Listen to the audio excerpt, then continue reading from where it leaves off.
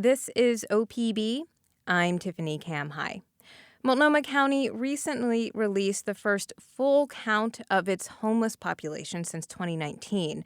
The point-in-time count shows about 5,200 people were experiencing homelessness in the county on a single night in January this year.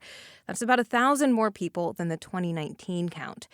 For some help on how to interpret these numbers and what they could mean, we've called up Marisa Zapata. She's the director of the Portland State University Homelessness Research and Action Collaborative and an associate professor of urban planning at PSU. Marisa, thanks for joining us. Hello, thank you for having me.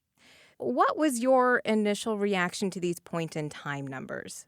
The point in time count is a tough count to do, and it's a tough count to really feel like as a researcher, you feel on solid ground about. And so seeing an increase like this, I want to know more immediately. And this is just one night of counting. It doesn't account for other types of homelessness like doubling up. That's when people without housing temporarily stay with friends or family.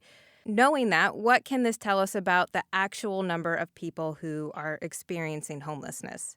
So, what the point in time count does tell us is it's kind of a bellwether for me. Has there been a dramatic increase or a dramatic decrease?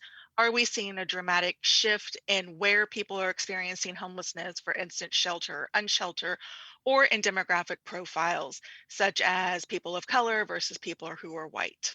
So, given what we know from this point in time count from this year, what are the reasons why people are becoming homeless in the first place?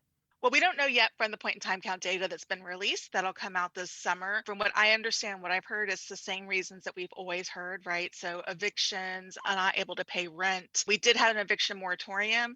And so that is going to be a question mark. And that's probably what gives me the biggest pause in assuming that we are actually up a full 1,000 people. If the people who are coming out and are newly counted as homeless are not being evicted, or are being evicted, but not for what's called failure to pay. If they're being evicted for behaviors, particularly those that might be associated with mental health or substance use disorders, that's a different thing than failure to pay. So we'll have to really see what's happening and what's been going on to really know how to respond to this. A number that I've heard thrown around before is that Oregon is short over 100,000 housing units. Does that number take into account the units we need for everyone living on the streets to have a home? Yeah, so this is what's tricky. A lot of the projections around housing units that are needed is done with the census data. The census data is notoriously bad at actually counting people experiencing homelessness.